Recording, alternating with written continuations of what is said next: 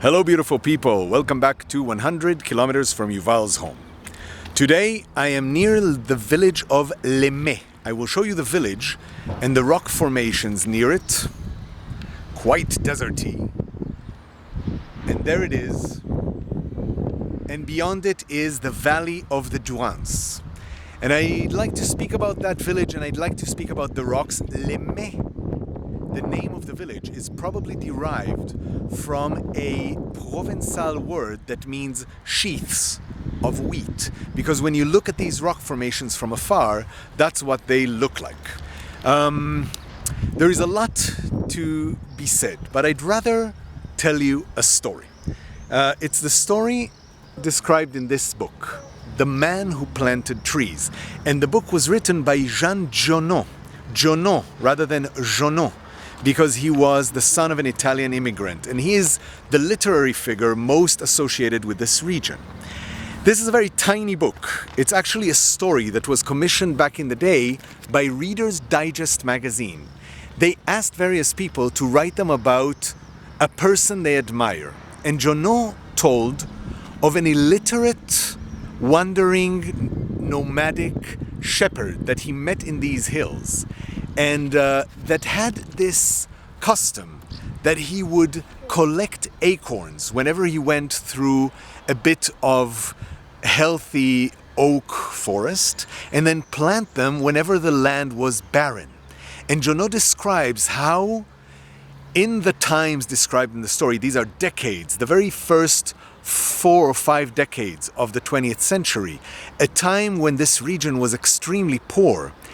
The reviving of the forests brought back water, brought back animals, brought back people to abandoned villages.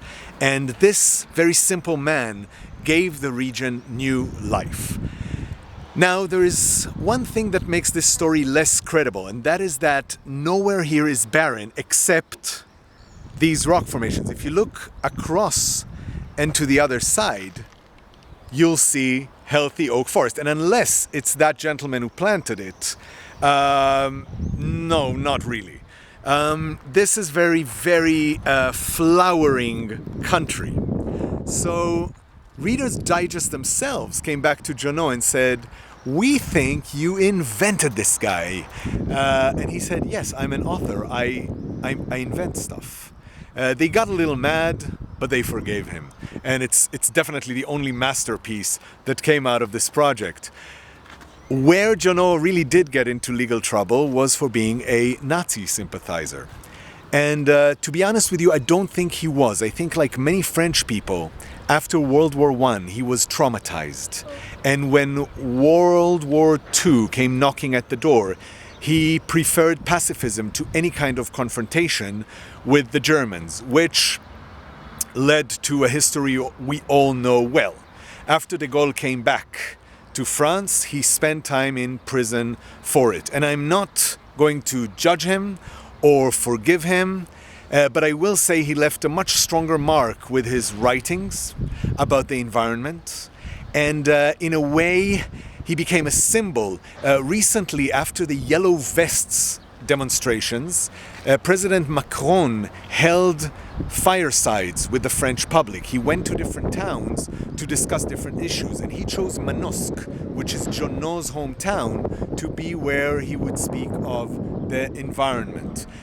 I would even say that Manosque's most famous product, which is L'Occitane Cosmetics and Soaps, bears something of this attitude, because L'Occitane focus on a single plant in their products, and they try to source locally. I think they source everything out of Provence except for shea butter.